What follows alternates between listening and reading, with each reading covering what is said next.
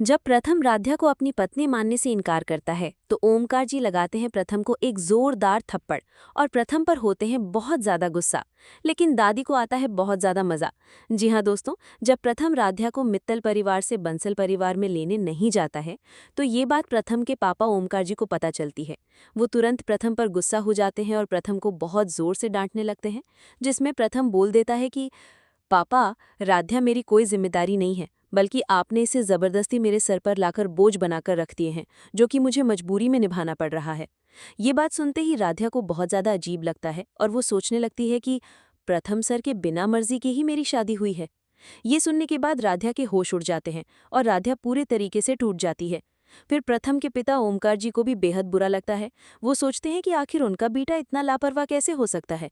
रस्मों का महत्व उनके लिए बहुत बड़ा है और परिवार की इज्जत बनाए रखना सबसे ऊपर है। जैसे ही प्रथम घर लौटता है उसके पिता का गुस्सा फूट उठता है। वे ऊंची आवाज में डांटते हुए कहते हैं, प्रथम, तुझे शर्म नहीं आई? तेरी पत्नी तेरे इंतजार में मायके में बैठी थी और तू उसे लेने तक नहीं गया। ऐसा कौन सा काम था जो इतना जरूरी था कि तू अपनी पत्नी को पग फेरे की रस्म के लिए घर लेने भी नहीं गया? लेकिन इस बार प्रथम चुप नहीं रहता। उसके अंदर का गुस्सा और दबे हुए जज्बात बाहर निकल आते हैं। वो अपने पिता की आंखों में देखते हुए कहता है, पापा, मैं आपको सच बताना चाहता हूँ। राध्या मेरी पत्नी नहीं है। राध्या मेरी जिंदगी का वो बोझ है जो आप लोगों ने जबरदस्ती मेरे सर पर डाल दिया है। ये शादी मेरी मर्जी से नहीं हुई।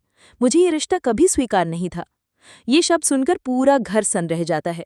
वहां खड़ी राध्या के पैरों तले जमीन खिसक जाती है। उसके चेहरे पर जैसे हजारों सवाल उभर आते हैं।